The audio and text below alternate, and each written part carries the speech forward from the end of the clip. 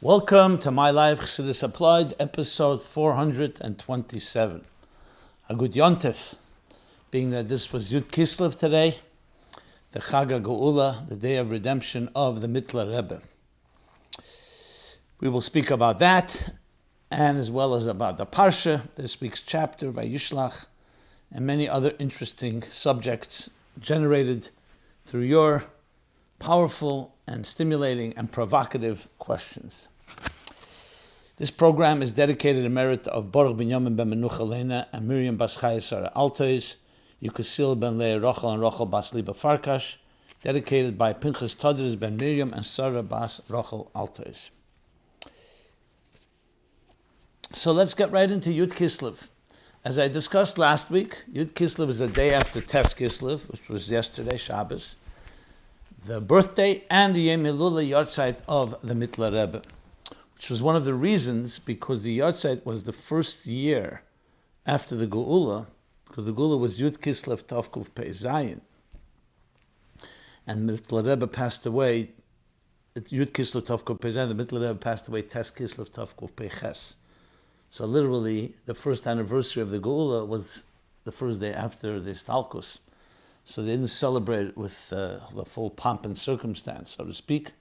But the years afterwards began to become much more celebrated. And of course the Rebbe, especially in the later years, but throughout all the Rebbe's Nesias, but especially in the Mems, the Rebbe would farbrengen every time Yud Kislev, the weekdays, and celebrate this geulah. So let's talk about that. And let's first begin. What was the geulah about? An obvious question that arises. Let me read it. Why was the Mitteler Rebbe arrested after the Alter Rebbe spreading of Chassidus was vindicated? So let's read it in detail. The question is that if the Alter Rebbe's arrest and trial in Russia, this we're talking about Yud Tes Kislev Tovkuf Nun Tes, and trial in Russia were the physical manifestations of a heavenly trial against the Alter Rebbe for teaching Chassidus, and the Alter Rebbe was ultimately exonerated. That means permission from Hashem was given to teach Chassidus. So how could the Mitteler Rebbe be on trial in the heavenly courts for teaching Chassidus once it's already been determined that it's permissible? Some say it's because the Mitteler Rebbe went further and taught even more Chassidus than his father. But logically, it doesn't seem to make sense. Once permission is allowed, period, end of story, the Mitteler Rebbe did absolutely nothing wrong. But based on what transpired to the Mitteler Rebbe for teaching more Chassidus, should we be worried that if we teach too much Chassidus, there can be heavenly accusations against us, God forbid? How much is too much? When Mashiach told the Baal Shem Tov to spread the wellsprings of Chassidus, didn't he say? He didn't say, but be careful not to teach too much or elaborate on Chassidus too deeply.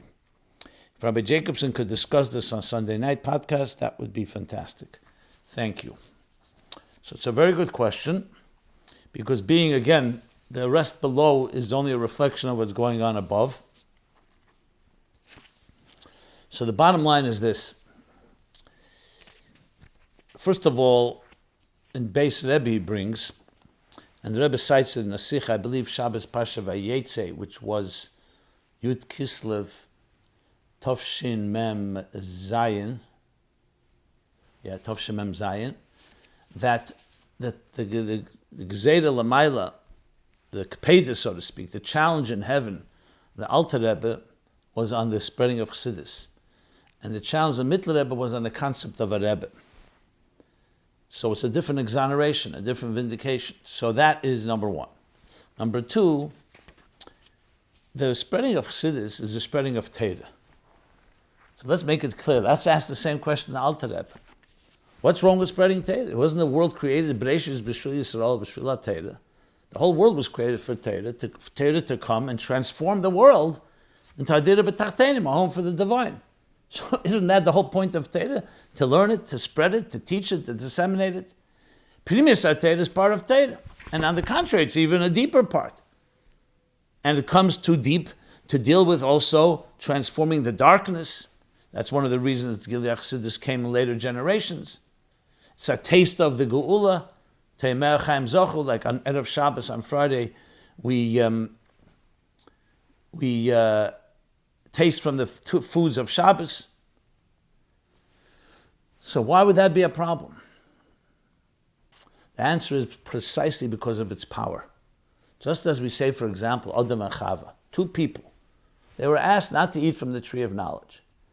And according to some opinions, the tree of knowledge was a grapevine.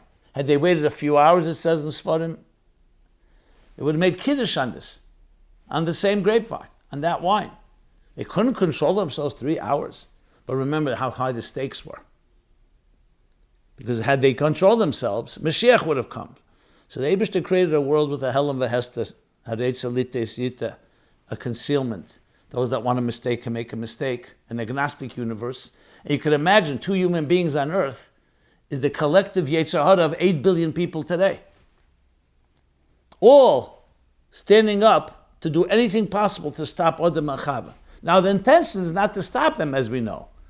It's in order to elicit from them deeper strength that they should withstand the challenge. But the challenge is still great. So wherever there's a great geulah, there's always going to be a great revelation. There will always be a great resistance. That's how it is. And the resistance is meant, like building a dam, is meant to build up the resources and strengths that we overcome the resistance. So the Alter Rebbe was doing exactly what the Baal Shem Tov heard from Mashiach, who's spreading the Torah of the Baal Shem Tov, of Chassidus. But there's always the forces that come and say, 1 second, is the world ready? The example, the famous story of Pinchas Koretz said that they found a page of Chassidus on the floor, and Alter Rebbe gave the example, what? What kind of example did he give? Yes, it's true, it's on the floor, but remember when the child is sick, the king's child is sick and dying, the king says, crush the most precious stone in my crown to save the child. The most precious stone is what? Primis atera, mebizbus kol ha'etzros. Splurging all the treasures to save the child. Even if much of that liquid will not get into his clenched teeth of the sick child. It'll pour on the floor, like the page that fell on the floor, it's still worth it.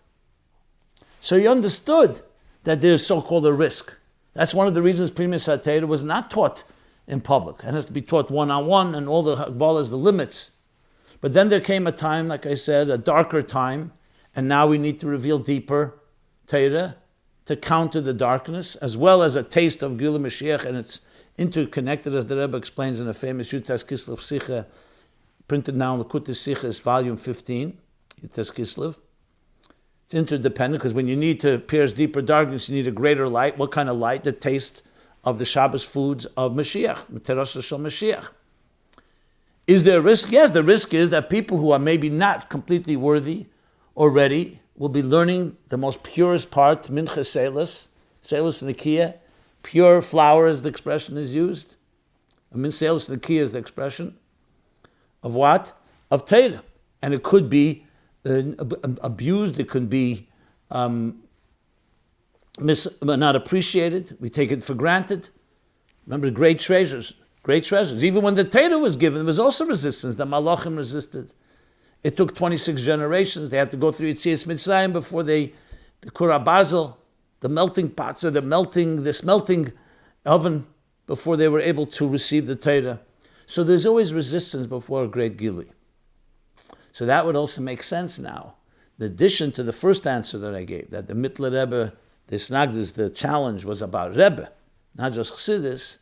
Also, the continuing spreading can have a continuing challenge. Yes, the door was open when Mashiach told the Baal Shem Tov, Yefutz ben Esachutza. Before that, when the Arizal said, Mitzvah legal is Zesach, the time has come to reveal this wisdom, but it continues to be a challenge.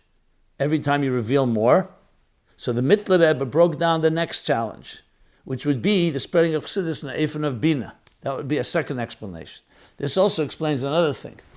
You know that in Tov Shalom Zayin, Yud Dalet Kislev, the year was 1976, the end of 76, when the Rebbe came out and said, we're going to now print Tov Hemshech Ayin Beis. And he said clearly that the reasons it wasn't printed till now, it was connected to Asakonet, to something. He didn't spell out what it was. We don't know what it was. Well, what could be wrong with printing Ayin Beis? All Chassidus was already being printed. The Alter Rebbe had sat in prison. The Mitteler Rebbe sat in prison. And yet, Ayin Beis clearly has something that's geuladik, and there would be resistance. Some Chassidim point out, the next year, the Rebbe had a heart attack. The second time Ayin Beis was printed was the stroke. This does not mean that we should not be learning and teaching Chassidus as much as we can. So first of all, the Rebbeim absorbed that so-called blow, if you wish, and came out stronger than ever, as the Rebbe did in Tavshin Lamed Ches. Gimel Tammuz, the story is not over yet. And the Alter Rebbe, Mitteler Rebbe, vindicated by coming out as the Baal Shem Tov. The Maggid told the Alter Rebbe that when you come out, Adarab, you should teach even more and spread even more because it's a vindication. So there are stages in the geulah of Chassidus and therefore in the resistance.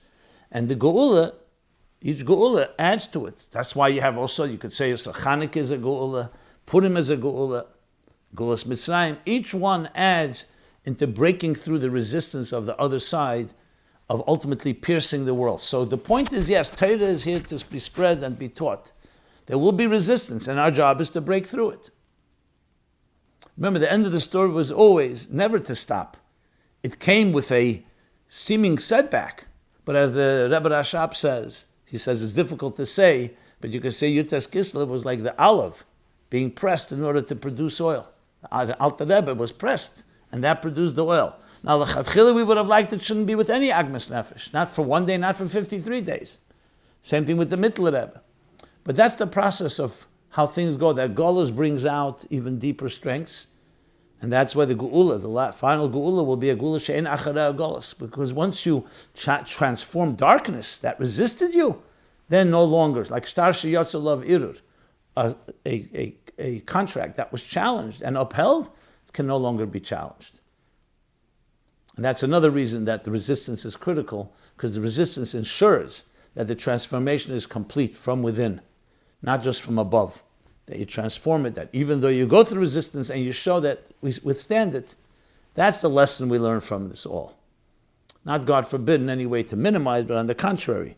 This geulah is meant to teach us to spread Chassidus more and more, and that would be essentially why the basis of this program, My Life Chassidus Applied, as well as all the Shiurei Chassidus, wherever they are in the world, may Ken Yirbu, until Mola Oretz Deis Hashem Kamayim Liyam Mechasim, the whole world will be filled with divine knowledge as the waters cover the sea.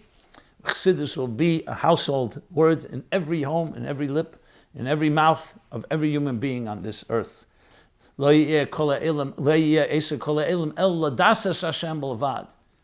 know God. And where do you know God most? Through Chassidus, directly. Okay. Next question. That's a good segue. How is the geulah of the Rebbeim relevant to all Jews, not just Chabad? Dear Rabbi Jacobson, in Shul every morning our rabbi refers to the month of Kislev as Chodesh Geulah, the month of redemption, and as a month of miracles.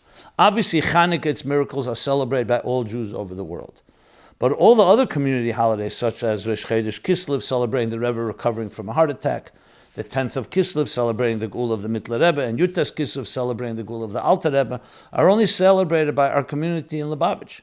How are these special days for our Rebbeim relevant to the rest of Klal Yisrael, so they should also celebrate them too? I believe I answered the question with the first answer, and that is, this isn't a Chabad holiday.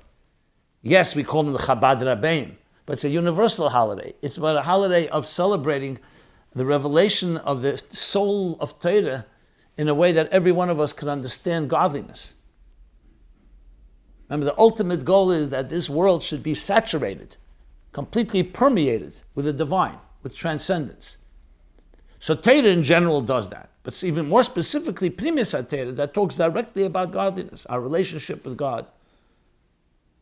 The energy, the divine energy generated through mitzvahs, through tefillah, through Torah. What is our mission? And the whole das asalekei avicha, to understand God, which is part of a mitzvah, v'yadai ta'ayim, v'ashavesa levavecha, ki avayu alikim b'shamayim emal v'oretz mitachas eineid, v'yadai ta'ayim. This is a mitzvah for every Jew, and also for non-Jews in the areas that they're supposed to learn, which includes everything Sheva mitzvahs, which includes God.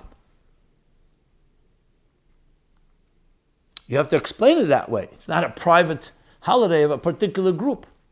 It's a vindication and an opening that now the time has come that despite the resistance, we have the access to learn and to study and to internalize the deepest relationship with the divine possible through Chassidus. So all these geulas are not the private matter. In that sense, they're universal for all Jews and for all people for that matter. Okay, next question. Why are there no photos or paintings of the Mitteler Rebbe? You would think such a famous holy man he was that somebody at the time would have made a painting. It can't be said that there would be anything wrong with making a painting because we do have paintings and photos of our other Rebbeim, including the Alter Rebbe. There's a photo of the Reb Marash too, but it's not publicized because the Reb Marash didn't like the photo. I don't know if that's the reason, just for the record. It says, timing, that's what the Rebbe wrote, there are reasons. But if someone wants to see if they can go to the library and ask to see it, but they just don't have permission to copy and publicize it.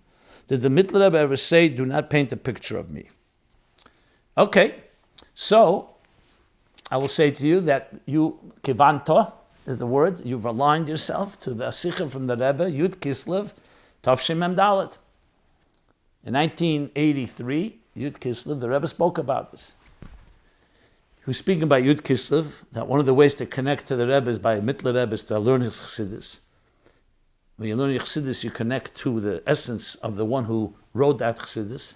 And then he said, there's an expression, when you learn it, it's you keilu emed, keilu pnei rabbi emed kenegde. It's like as if the face of the teacher that wrote that Chassidus is standing before you. And then the Rebbe said, Lapella, we find that all the Rebbeim we have a picture of, except the Mitteler Rebbe.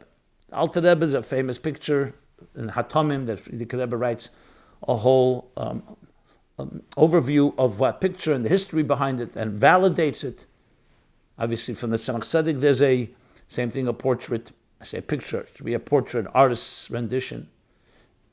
Rebbe Rashab, the vindicated Rebbe, the Rebbe, of course, and even the Rebbe Marash, the Rebbe then wrote a footnote. Yashem, and there's also a picture. For whatever reason, it was not publicized. In addition, the Rebbe says that Rebbe Marash, we know the vindicated Rebbe looked like the Rebbe Marash, so we have a certain image of the Rebbe Marash that we can envision. Famous story about it, which is not negay right now. But the Mitteler Rebbe, there is no image. Now the Rebbe doesn't answer why Dafka the Mitteler Rebbe, but he does say, but you can't say we would be deprived of that quality of being able to envision the teacher. So how do you explain it? So the Rebbe explained it. Kavyachol tzadikim deim lebeira. Tzadikim are similar to the Creator. The Eibishter, we also have no picture. And not only that, God defies pictures. And yet, anon nafshis ksovis yehovis. God says, I have infused myself. Anon nafshis, my spirit, my soul, in these, my nefesh, in these words. In the Torah, Anochi, that's that Rosh Tevis, the acronym of Anochi. Tzadikim deim lebeira, so you have to say that by learning the Rebbe, Mitteler Rebbe's Chassidus, you can also have that very essence of the Mitteler Rebbe, and not just ki'ilu bal hashmua emed kenegdei, but mamish that, as if you're seeing the Mitteler Rebbe himself. That's what the Rebbe said in that sikha.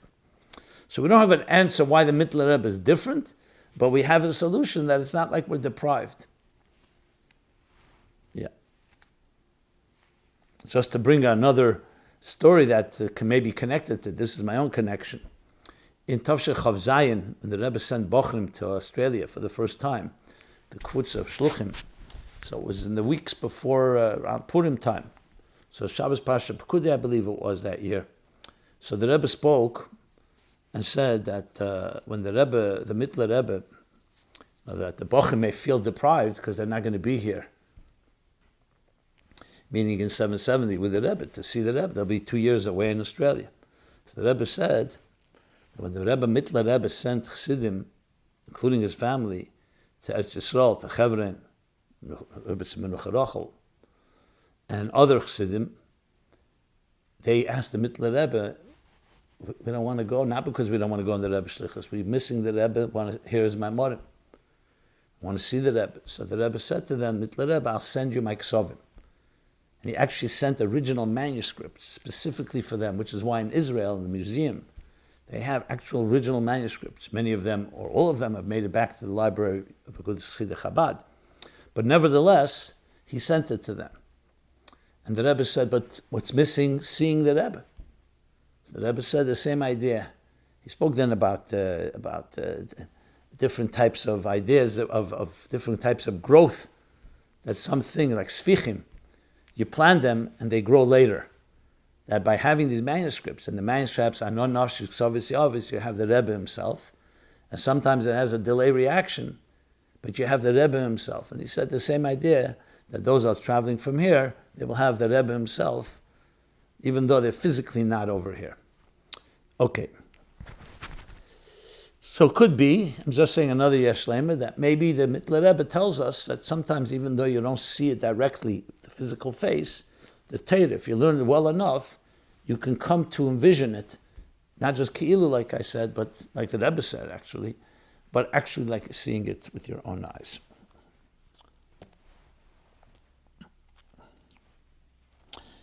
Next question. What was the Mitteler Rebbe's kapelye? I think kapelye means an ensemble. Did the Mitteler Rebbe have a group of musicians that he hired to perform at farbrengens?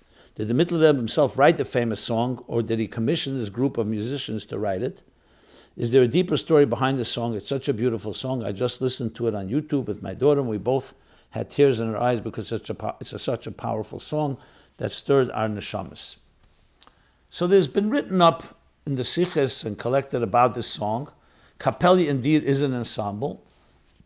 I don't know if the Mitteler Rebbe hired, but he definitely had a group of kapelye that would sing. And my understanding is that they composed the nigun for the Mitteler Rebbe, but the Rebbe would call the Mitteler Rebbe's kapelye. And you see actually being sung by farbrengens. I remember it vividly. It's indeed a moving song of 4 sections. 4 is always represents, like the Alter Rebbe's nigun, the 4 elements, Atzilus, Bri, Yitzir, and Asiya. So therefore definitely has a connection to that. But remember, like the Beinani was sung when the Rebbe told us to sing the gunim.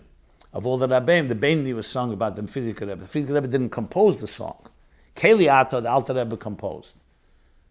Yamin Hashem, I'm not sure if the Tzemach Tzedek composed it or not. But not every nigun is sung associated with the Rebbe was composed by the Rebbe, but it was a favorite, so to speak. I believe the Mitteler Rebbe's nigun is also like that, with the kapelye. And as such, since there was a special chvivus, teirkeit, preciousness, that's why it's associated with the Mitteler Rebbe. That's what, if anyone has more information, by all means, please share it, and I'll share it with the public. And indeed, that's the nigun that was sung. Every farbrengen, when the Rebbe would say to sing the nigunim of the Rebbeim, this was the nigun sung. You could see the Rebbe's composure change when it was sung, so clearly it has that power. Regardless whether the Rebbe himself composed it or he commissioned it, if you wish, but more importantly that he held it precious. It was like his nigun. Okay. Why are we told the story of the Mitteler Rebbe not hearing the cry of the child?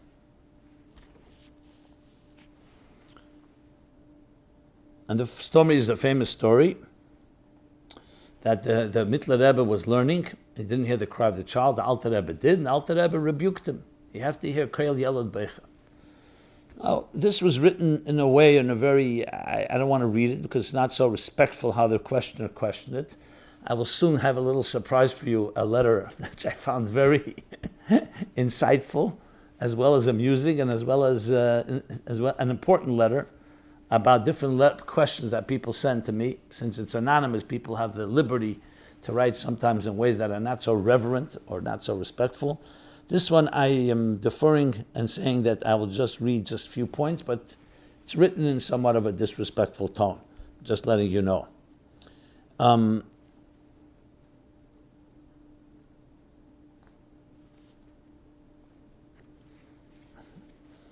The gist of it is he says that if somebody neglected a child today, it would be considered a form of abuse. Now, of course, Rabbi Jacob would say I'm being disrespectful and irreverent for telling the story, but the Rebbe once wrote, he heard the story from the vindicated Rebbe, and I trust that the vindicated Rebbe would not be irreverent, and I'm not being irreverent because I care about child neglect and child abuse. You're being irreverent not because you told the story. That's not a problem. The vindicated Rebbe did tell the story, and the Rebbe told the story. It's a beautiful story and a powerful story. The irreverence is that you're completely misunderstanding the whole point of the story, beginning with the full premise. We're talking about a Rebbe here, Mitteler Rebbe. He wasn't a Rebbe yet because Alter Rebbe was the Rebbe, but a son of the Rebbe, and he would become a Rebbe. So you could understand, you should go the other way around. You could ask, how is it possible the Mitteler Rebbe did not hear the child? But to suggest that, compare it to a form of neglect that we see today, I would say, lahavdil elef avdolos. That's the disrespect. And I'm surprised that you didn't pick up on that. You already picked up that, I would say, disrespect, not the story. The story is a very powerful story. So what's taka the story? Here's a Mitteler Rebbe, a roya nemon, a shepherd, a faithful shepherd that would become a Rebbe, and was already dealing with Chassidim in a most sensitive way. He was the mashpia of so many Chassidim. The same Rebbe who said he could not continue Yechidus because he couldn't find within himself somewhere subtle something that someone terrible did. Why did he have to think he has to find it within himself? Why can't he say, it's nothing to do with me? You're coming to me for advice, I'll give you my advice. Such type of sensitivity and empathy, he didn't hear the cry of a child. And we're told the story. Why are we told the story? As the Rebbe always emphasizes, we're never told a story that in any way will insult or embarrass anyone. Fila b'gnusha shel behema, tmeya. An impure animal, the Torah will change the words and not say the word impure. How much more so a person, and how much more so a Rebbe? The answer is to teach us that you can be in the highest states of Yechudei law, which means connected to the deepest levels of the divine, learning Torah, Chassidus, whatever the Mitteler Rebbe was learning. And sometimes the Gedusha that you're involved in can lose sight for a moment that there's a simple child crying. Not, God forbid, a form of neglect. Just like we talk about Nadav and Avihu. They went into the Kodesh Kodashim not because they had a desire, because as the Ramay Chaim says, their deep connection to the divine was so the deep longing and yearning. The Ava, Chashek, and all the expressions he uses. The thing was that you have to have even deeper bittul than that. And it is a challenge. That's why we say about Aaron HaKohen, when he lit the menorah, it says, Leishina, he never changed one thing. Why would he change? He's hearing from God how to light the menorah, from Moshe Rabbeinu. Because when you're in that type of ecstasy, you can sometimes get carried away in Kedusha. So the message is telling us that even when you're standing in front of farbrengen in the Rebbe, and you're in 770 and connected to the Rebbe says, go out on shlichus. And say, I don't want to go on shlichus. I want to be with you. No, that's a shlichus. The neshama is in Gan Eden. It's in a spiritual environment. Why would I want to come to this world? Why do you have to say, Al karcha chatachai? God said, come to this world. Why does it have to be forced? Because the neshama by nature is connected and is devoted and dedicated to its source. It's like a flame connecting to its source. So it has to be forced. The message of this is that when you're learning Torah, your mom is connected like a person, a Jew learning Torah, a Rebbe learning Torah, an upcoming Rebbe learning Torah, is so connected that then the deep rotzeh, you have to always remember there's also a shuv. Lesson for all of us. That even the Mitteler Rebbe was told by the Alter Rebbe, never forget the cry of a child. You can rest assured before the story that Mitteler Rebbe was extremely sensitive, and after that, obviously even more so. That's the way we should look at the story. Who was Reb Aharon of Strashelye, and why would he challenge the succession of the Mitteler Rebbe to be the leader of the Chabad movement? So this is a whole parsha, just briefly, being that we're talking about Yud Kislev. Reb Aharon of Strashelye was one of the Talmidim Muvhakim of the Alter Rebbe, wrote Sfarim. Him and the Mitteler Rebbe were extremely close. But he felt that the shit of the Alter Rebbe, he was carrying. Now, it came from L'Shem Shamayim and Gedusha. And he felt the Mitteler Rebbe was going in a different direction, particularly in the way of his pilus and passion. Mitteler Rebbe's his rachvus and chassidus, he felt was somewhat lacking that element. Now he was a big masculine chassidus and a big avid, but he was wrong. The Mitteler Rebbe was the next Rebbe. It's not always what makes sense up his seichel. Seichel, yes, he was a good student of the Alter Rebbe. But a Rebbe is not just a student of his previous Rebbe, he's also a Rebbe. You can imagine the Mitteler Rebbe was a good student of the Alter Rebbe as well. It goes without saying. And also his son. But indeed, when you look at the Maimorim of the Mitteler Rebbe, they're a very different style than the Alter Rebbe, much more expansive. Even the Tzemach Tzedek points out often that the Teichen, the language, he speaks with respect about his father-in-law and the Mitteler Rebbe and his uncle. But you see sometimes words where he sometimes writes that the Teichen is correct, but they were not exactly the exact words of the Alter Rebbe. I'm not comparing that to Aharon of Strashelye's issues, but just pointing out Mitteler Rebbe had, but that's what a Rebbe is. All the Rebbeim are one Moed, but the Oyer is different, as the Rebbe explained in the farbrengen Shabbos Payetze, Yud Kislev, Tovshin Yud Aleph. There's no shalshelis in the Moyer because all the Rebbeim are one essence. But the way Oyer, Chochmeh is the Alter Rebbe, Bina the Mitteler Rebbe, Tzemach Tzedek is Das, and so on.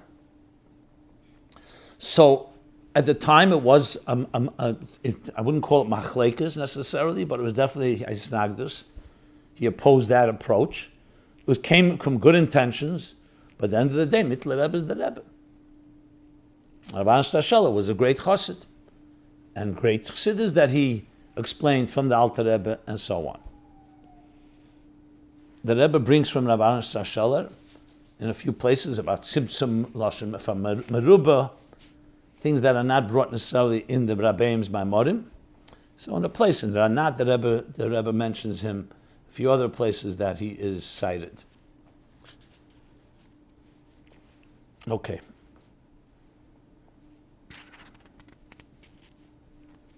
Let me just conclude with a story that I remember hearing from the Rebbe, Vov Tishrei Tovshim Amalef.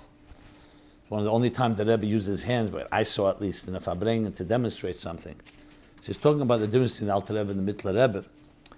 That the Alter Rebbe, when he would davened, and when he said Maimorim, you saw open his spileless excitement. The Maimorim that he would roll on the floor, a Pinchas Rezes would go on the floor down below to hear. We actually have Maimorim where you see ... because he didn't hear every word. And by davening as well. The Mitteler Rebbe, when he davened, you didn't see Begoli, the excitement and his spileless. But if you looked closely, that's really the Rebbe told the story. He said the Rebbeim wore a shleimah, and there were two types of shleimah. One with a spitzike yarmulke, meaning on top of the shleimah was like a kippah, a yarmulke that was spitzik like this, the Rebbe made, and there were those that were flat. See in the Tzemach Tzedek's picture also, it's like a little raised, like a cone. The Rebbe made, so by him was spitzik, and on top was a little hole, and the Rebbe made, if you look closely, when you saw him daven, you could see the para, vapor, sweat, come out from the top. The Rebbe made like this, spill over like that. I remember. There's video, pictures of it. You see here as well. Reb Aharon of Strashelye was used to what he saw from the Alter Rebbe.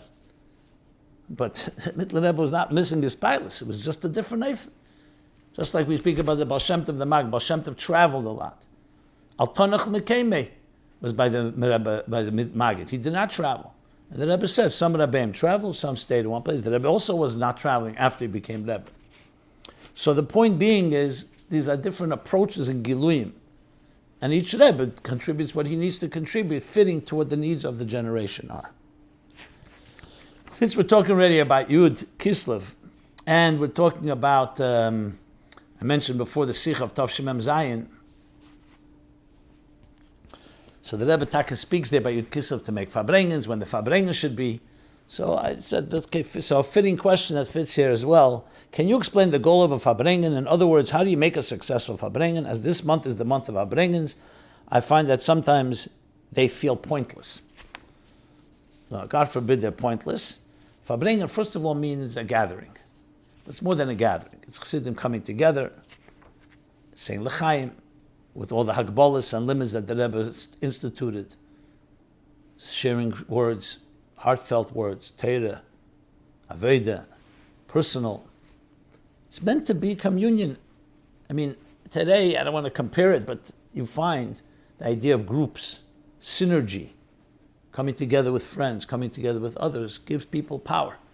This originates from the concept of a farbrengen, which originates from the lahakal kehilas of Moshe Rabbeinu instituted to make gatherings on Shabbos, Yom Tov, other times. There's a power of coming together, as the Alter Rebbe said, that the power of farbrengen can achieve more than Malach Machol himself. Malach Machol, the protecting angel of the Jewish people. Because the power of unity, like when a father sees his children are connected and united, it brings tremendous simcha. Borcheinu avinu kolanu ka'echad. The great blessing that comes of unity. But that is just the etzem of coming together. Even the Alter Rebbe says, Nageres HaKedesh, as the Rebbe cites often, even if they don't learn Torah or tefillah or do any davening. Imagine also you have Torah, avodah, gemilas chasadim, as the Rebbe always insists. Then it comes a synergy, not just people coming together, but actually learning Torah together. Avodah, personalizing it, emotionally, bring it into action. And we see what a farbrengen can change a life. The problem is sometimes they are done by rote and just mechanically, and that's why maybe you feel the way you feel. So the point here is, go to farbrengens that are meaningful. Be part of making it meaningful. And that doesn't have to be forced.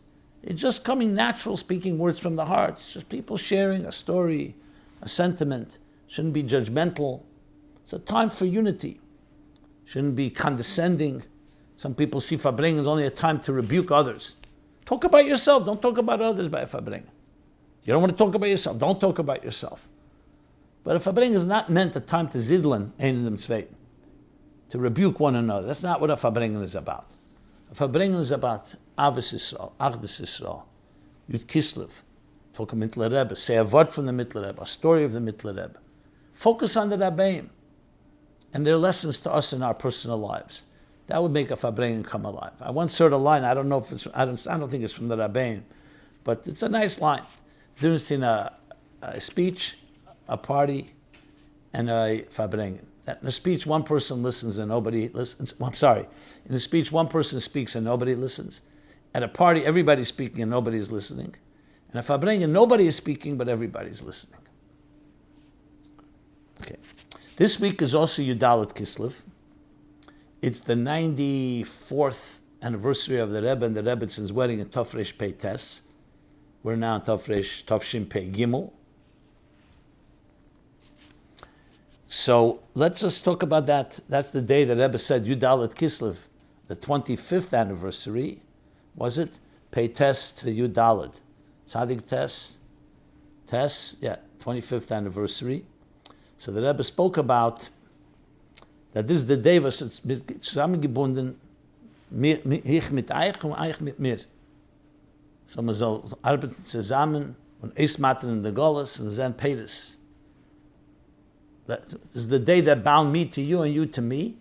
So let's together work through, and eismaten in the Golas means to overwhelm the Golas, the exile, and we should see Peiris from our work, fruit of our labor. I once, in my book, Torah Meaning for Life, I suggested why the Rebbe said fruit. So first of all, fruit comes from marriage. Tell the essential tzaddikim, ma'asim tevim, good deeds. Children, in this case, named not physical children, but by spiritual children. Shenantam levanecha el ha-talmidim, the students. But another story I once heard, since it's Yud Dalet Kislev, let me share it. I heard it from the name of Mrs. Chaya Cohen, Rebbetzin Chaya Cohen, who was friendly with the Rebbetzin. She once came at an anniversary of the Rebbe and the Rebbetzin to the Rebbetzins house to say hello and to wish her Mazel Tov. And the Rebbetzin showed her around, showed her the different flowers and gifts that she had received in honor of the anniversary. As they're going through it, from a distance, Mrs. Cohen sees in the kitchen a really beautiful bouquet. The Rebbetzin did not take her there, but she pointed there. What's that? Okay, so the Rebbetzin, of course, cordial as she always was, led her to the kitchen. And they got closer. She saw a beautiful bouquet. And she realized they weren't flowers. They were dried fruit that looked like flowers. And the Rebbetzin said, this is from my husband, from my man. Interesting. Now, flowers are God's creation, and flowers are used, but flowers also wither, and dried fruit can be eaten. And the Rebbe used fruit, peiros, a way to express the anniversary. It's an interesting connection. Why did the Rebbe have to refer to Yud Dalet Kislev as the day that connected me to the Chassidim and the Chassidim to me, when the truth is the Rebbe was connected long before that by being a direct descendant of the Tzemach Tzedek and having the same surname as the Frierdiker Rebbe? It was obvious even to the Rebbe Rashab, when the Rebbe was a small child, that he was a special person and destined to be a leader, and the Rebbe Rashab even sent urgent telegrams to the Rebbe's mother when he was a baby, giving special instructions on how to wash his hands before feeding him. From the day he was born, he was groomed to become a leader. So that day that connected him to the Chassidim may have been Yud Aleph Nisan. What's a deeper intuition of what the Rebbe said by saying it was the marriage to the Rebbetzin that connected him to the Chassidim? Well, the most basic answer is very obvious. The fact that he's great-grandson of the Tzemach Tzedek and had great parents and a great man and all, but technically speaking, it was the Rebbetzin that he married, became the son-in-law of the Frierdiker Rebbe. And you see the Rebbe always would refer to the Frierdiker Rebbe, the Rebbe de Shver, Kvei Grushas Meiri V'chami. And that's where it shows that Tzemach Tzedek was the son-in-law of the Mitteler Rebbe. So those were the two Rebbeim that were sons-in-law, not sons. Chasnei Kibnoi. The son-in-law is like a son. As a matter of fact, it says sometimes a Bechira son, a chosen son, because you choose a chasn, not a biological son. Not to take away from the biological, but there's an additional element of choosing. So that's the most likely simple connection. As a Rebbe, that the Rebbe would have been a great person no matter what. Would he have become Rebbe? Would he be considered to be a Rebbe? Not necessarily. I mean, God has his mysterious ways. So that's a balabatish explanation. We know that after the Istalkus of the Rebbetzin, Tavshim Memches, Chav Beishvat, the Rebbe asked Rabbi Pekarsky, the Rav, whether he still has a connection to the Shver, to the Frierdiker Rebbe, once his wife passed away, because his only connection was through her. Yes, he would have been a distant cousin because of the Tzemach Tzedek, but the connection as the Shver. And Rabbi Pekarsky was wise enough and understood clearly and said, absolutely. Why would the Rebbe even have such a havami? Because there's something about not just being a cousin, not just being a shneerson, but also being a son-in-law. That connects. Now, you can analyze this further. I'm sure there's many things that can be said about it. But that's Bapashta is the reason. And as a result, that's the day that bound me to you and you to me as a Rebbe to Chassid. The Rebbe could have been a Mashpia even before the Nesius. The Rebbe interacted. But as a Rebbe, the Chassid, the day that bound us and the payers that would come from it. That's the most basic explanation. Okay, now let's go. Again, I invite anyone to ask any questions or add anything you'd like to in this context. It's always open for more elaboration and more explanation and so on. Okay, let's go to Parshas Vayishlach and let's see what we can cover here.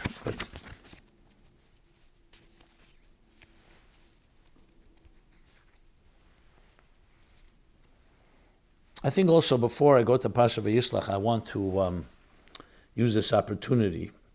I probably should have said it at the beginning, but I'll do it now. We know we're all praying for a complete and speedy and total recovery for Henya bas Brocha Devorah Leah, tragic events that happened this past week. So I should have said at the outset, dedicating this program as well. So let me say it now, that I'm dedicating all the program to Henya bas Brocha Devorah Leah for a complete and speedy refuah shleimah, miraculous if need be. And our prayers and the many prayers that have been poured out should finally pierce the heavens. Ad Mosai, the nechama for their little child, God forbid that happened to her this past week as well. I gave a talk about this to around 1,000 shluchis, just the day that it happened. So I don't want to go through all the details I discussed, but clearly our efforts and our prayers and our tefillas and our tehillim will have impact and has impact, and we should continue always forging ahead. We don't understand the reasons for things, But trach good v'zayin good is because ultimately everything is for the good. What we want is the good immediately. But there's no such thing as just bad, God forbid. Even if it's right now negative, in a negative situation. So our efforts really, by being positive and thinking positive and acting positive and speaking positively through tefillas and tehillim and everything we're doing, reveals the inner good, and that comes out in a revealed way with the refuah shleimah and with the coming of Mashiach and the reunion with all those that were lost to us, the Gashmis. May it happen right away.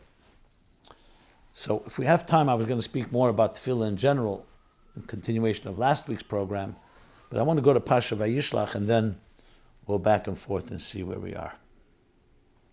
Okay. So, as far as Pasha Vayishlach goes,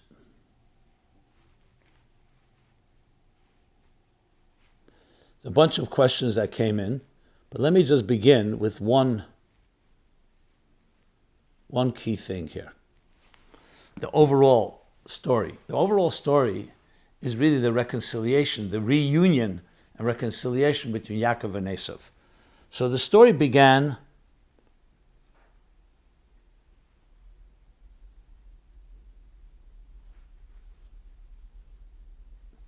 back already in Pasha Vayetze.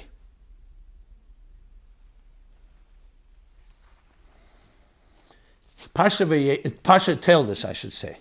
In Pasha Teldes, the story is that Jacob and Esau, already in their mother's womb, were struggling, were fighting with each other. And they're told, L'um yemots, 2 nations inside of you, Rivka is told. And then we see it, and actually they were born with different personalities. Esau, Yedet Tzayid, Ish Melchama, a warrior. Yaakov, Ish Tom Yeshiv Aholim, a scholar, wholesome one, pure, innocent one. And they clash through Pasha Vayetze to the point that Yakov gets the firstborn blessing from him, buys it off, then so-called steals the firstborn, steals the blessings from Yitzchak. And Esau is so furious, wants to kill him. So he runs off by his parents' instructions, he runs to Haran, where he also builds his family. After 20 years, he's on his way back by Yishlach Yaakov Malachim. Yaakov sends angels or messengers to see where Esau is at. And he realizes Esau is not ready for reconciliation. He's marching with 400 men to war. So Yaakov prepares in all ways. He prays, prepares for war, and prepares a bribe to appease him. Thank God the prayer and the appeasement and the bribe were enough. And then they do hug and embrace and reconcile. And then Esau says, let's now live side by side. Ove Elaya Deni Seira, come, my master, come, my brother. Let's live side by side. And Yaakov says, not yet. Isnala iti. You go ahead. I have a family, I have children, are young, the sheep are tender. I will come. So Rashi says, what does that mean? He's lying again. He knows he's not going. He says, no, he's going. For Hisel Hashem Amlucha, the end of Avadia. Yaakov will ultimately come, the geulah, they will live side by side. Hisel Hashem Amlucha. But it'll take time. The Rebbe in a famous Sikh of Vayeshev Tavshun and Beis explains that was then. Because Esau, he first thought Esau was ready.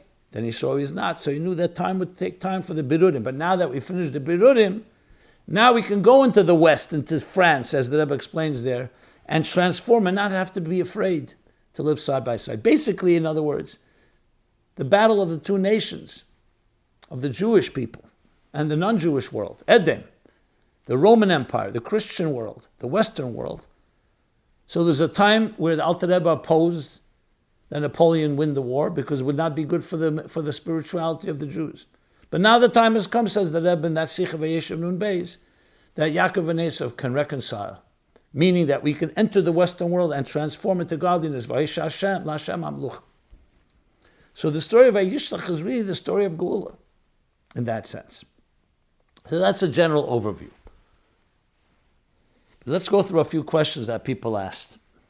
Hi, Rabbi Jacobson. If Pekuach Nefesh is so important to Judaism, that is more important than Shabbos and kosher, right? If someone's life is at risk, it's a mitzvah to drive on Shabbos, to do whatever has to be done on Shabbos. To desecrate Shabbos, it's actually a mitzvah to sanctify Shabbos to save a life. The same thing with kosher.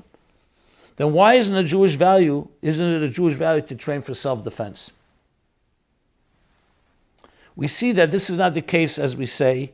The hands are the hands of Esau. Yadayim Yidei Esau, which means hands of a warrior. It's not the hands of Yakov. It's not the hands of a Jew.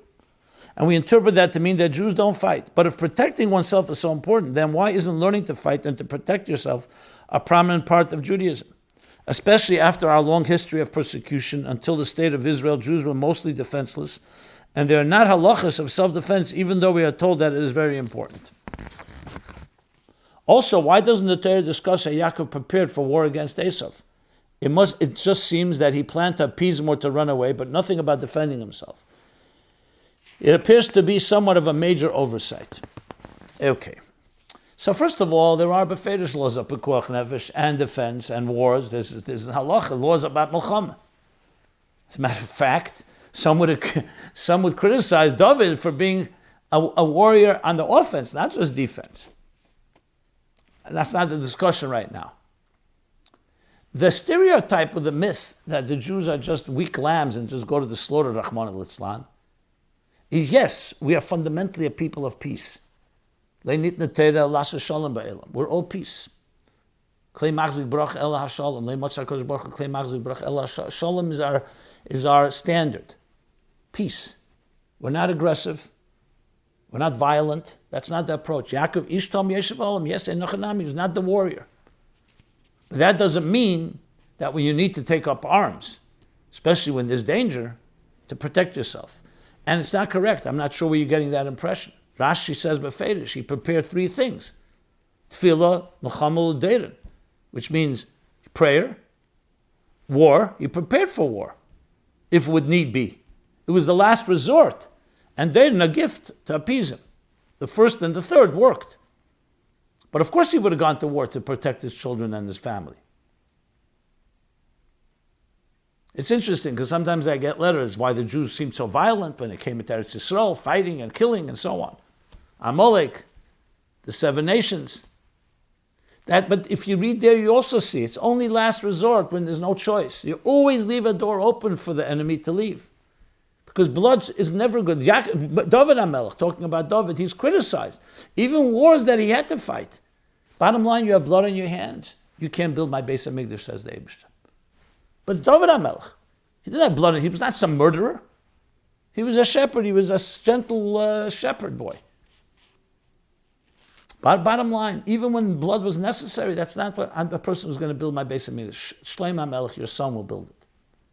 Even though David prepared all the ground for it and bought the place, the plot, and so on. Because that's what Judaism worships, life. V'chai behem. When there's danger, you do what you have to do. But we don't live a life preparing for danger. We don't live a life in fear. We live a life of bringing light to the world. If there's darkness, we'll do what it has to do. We'll do what we have to do. And last resort, there's war. The fact that some Jews develop fear or something, human beings sometimes can be that way, timid. But what does the Torah say for somebody who does not ready to go bear arms when war has to be? The Torah is quite critical. It says, oh, you're weak and a cowardly, so stay home. Don't go to war. The courage that Jews showed was unbelievable throughout history. There were times when the Nazis, Yamach Shemam, some people challenged why the Jews were not more forceful. First of all, they tried. See, in Warsaw and other places, it didn't always work. And remember, the Nazis, in their shrewdness, Chman al-Islam, Yamach Shemam again, did things to manipulate, and you create a situation where the Jews were complete at their mercy, with the whole country against them, almost impossible to defend themselves. Let's not go into that right now. That's not necessary to this discussion.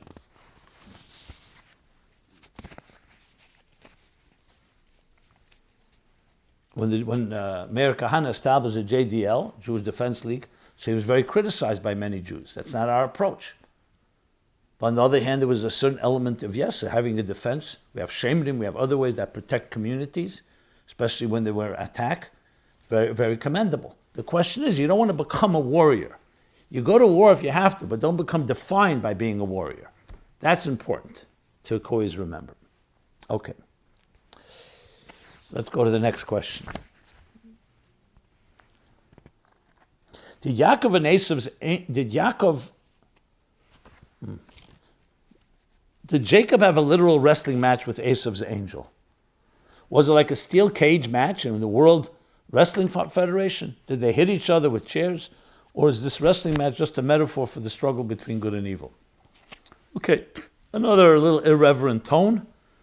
This one a little tolerable. I would call it a little amusing the way you're putting it. Well, bottom line is, let's not even talk about wrestling federations. I think it's insulting to even mention that in this context. This is a wrestle of history, a wrestle that represented very deeply spiritual things between the two nations, as I said, between the pagan material world and the spiritual divine world. That's what the significance of it is. So it'd be nice to recognize that when you write a letter, a question like this, at least appreciate it that way. I read it the way it is because, whatever, I will soon talk about that. As I said, I want to read a letter. I'm definitely going to read something soon about this. So it was an actual wrestling, yes, and Yaakov's hip was dislocated. That's not metaphorical. That's why Gid Anosha, the sciatic nerve of the hip, we don't eat. So it's clearly very literal, in addition to Emikri Yesim Midei Pshute in general, that every verse is literal. Does it have deeper spiritual meaning? Absolutely, like I just said. It has many meanings. In the Zohar, there's entire discussion. Some say this was a Yom Kippur, actually.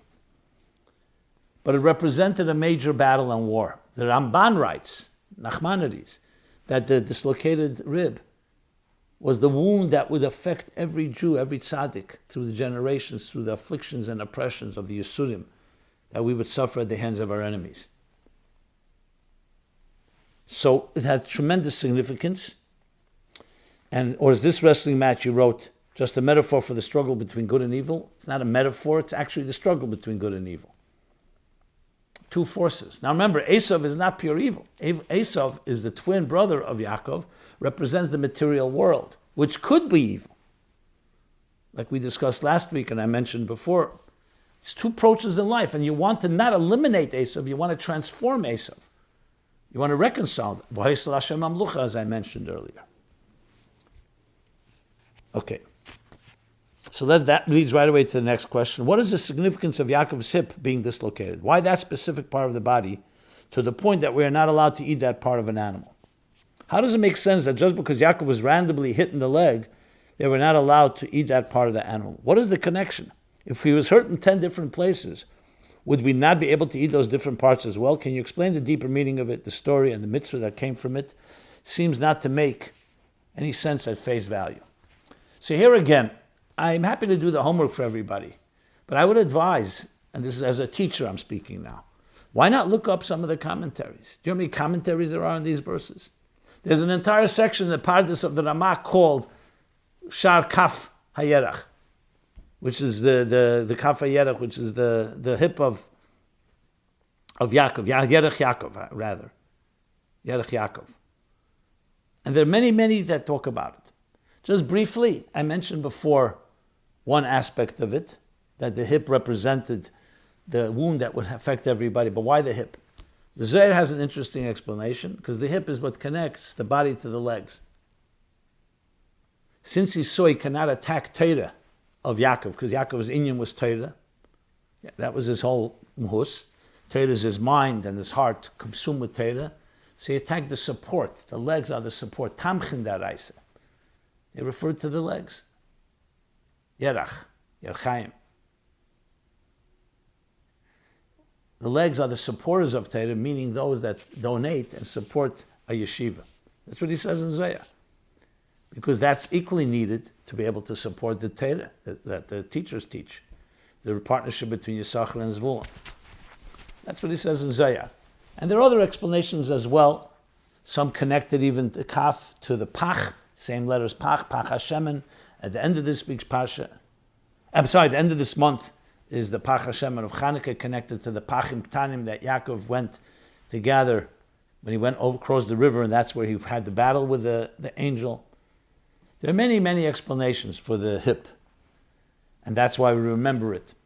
And there are deep explanations, Api Pshat, Remez, Drush, and Sod.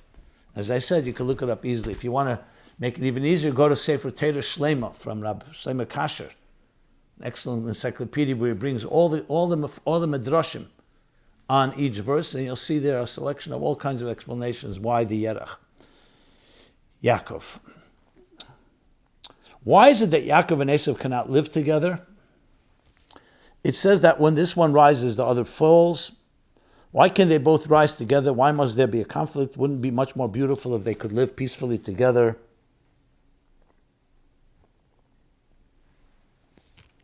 Like brothers should. Why must there always be conflict to the extent that even when it seems that Esau makes up with Yaakov, it says that he kissed him, we say that he really bit him. It seems like they cannot live in peace and must live in conflict. Why is that? It's a very sad story. Well, I believe I answered this question. From the moment in their pregnancy, these are two nations. This represents the battle between matter and spirit, the battle between existence and the divine, the battle between the Yetzer Tov and the Yetzer Hara, the Nefesh Elikis and Nefesh Habamis, the animal soul, the divine soul, the good, the inclination, the negative one. So the same question can be asked, why? That's how God created it, because that's what he wants. A world where the divine is concealed, tachtenim, and make a dira betachtenim. So Yaakov and Esau actually represent that battle. But the battle ultimately is meant to be one, but no one that both will participate. Neshama and guf, soul and body, matter and spirit. I discussed last week the mashal of the Baal Shem Tov. You have to camouflage, because sometimes you need to dress up in the garments of the material world in order to be mevared it, refine it in language of Chassidus. Mislabes belevush hamizbarer. That you can't just do it from a distance. You have to dress in those garments, as Yaakov did.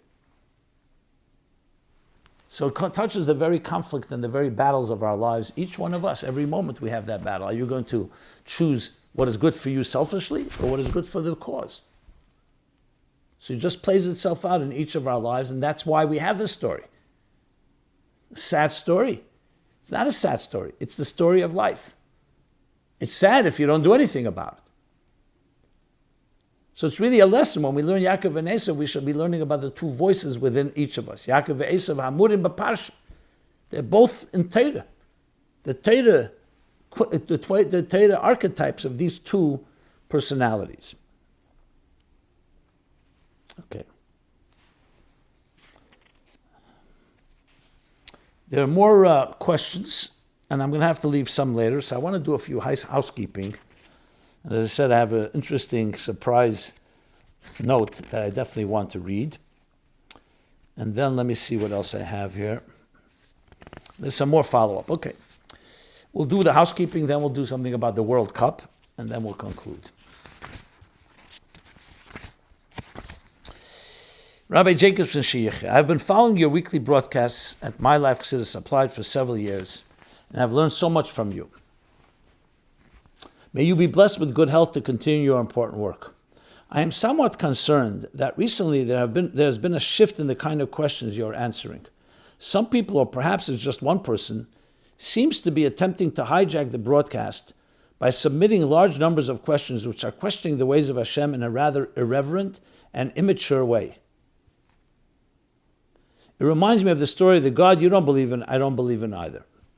Perhaps you could address the fact that mortals cannot understand Hashem's ways, and that everything he does is good, whether or not it looks like it to us. I'm sure you have spoken about these ideas in the past, but it seems that not everyone was paying attention. If you still want to answer these questions, perhaps you could somehow talk about the general subject without reading out the actual questions, which are not pleasant to hear. I sometimes wonder if someone has made a bet that he could annoy you, like the story with Hillel, and will keep on trying until something changes. I do appreciate that you wish to be patient and accepting, but please, could you request that questions be written in less chutzpahdik and offensive way? Many thanks and good wishes. I must say I'm very glad that you wrote this, whoever this is, and it shares my sentiments as well. I don't think the person is going to annoy or provoke me. It's not what's going to happen exactly. But I agree with you. There are a lot of other people listening to this program, thousands of people, and it would be respectful to write in a respectful way. Not just for me personally. I don't have an issue one-on-one. Somebody can be as irreverent as they like. That's their business. But I think it's also reflective of a person being a little consumed with their own approach. I don't criticize anyone because maybe they're angry or maybe they just want to be provocative and they feel, okay, I've opened the door, there are no taboos, I'll say everything. Whatever it is, I don't regret doing it. I will be more careful. I'm always careful, but I'll be even more careful about anything that may be offensive, as I demonstrated earlier. But I do feel there's probably maybe one or a few people like that. I can't say.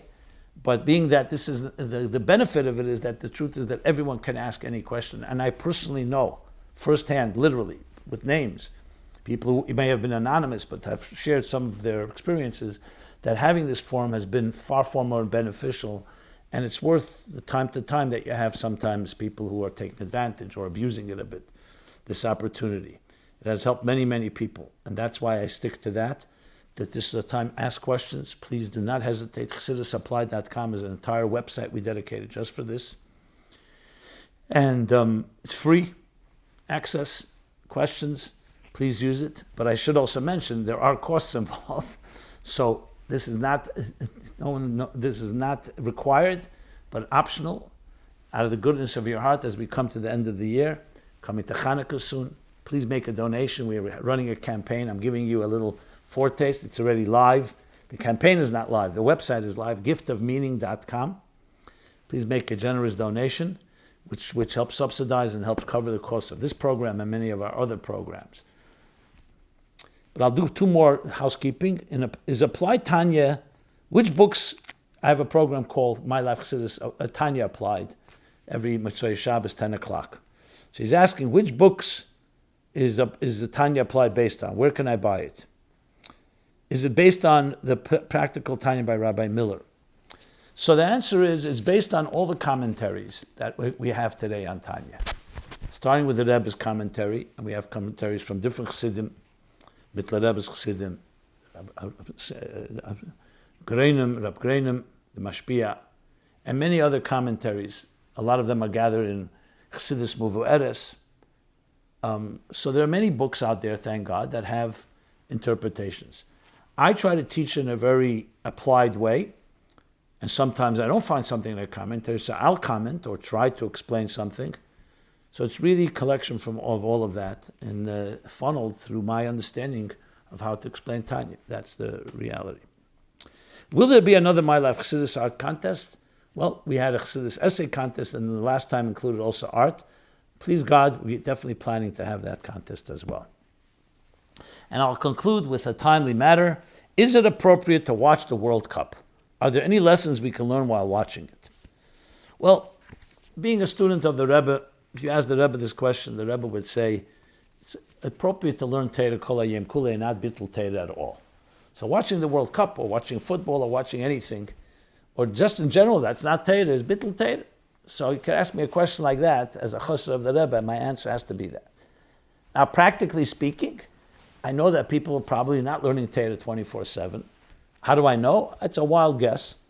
But let's just say that wild guess is correct.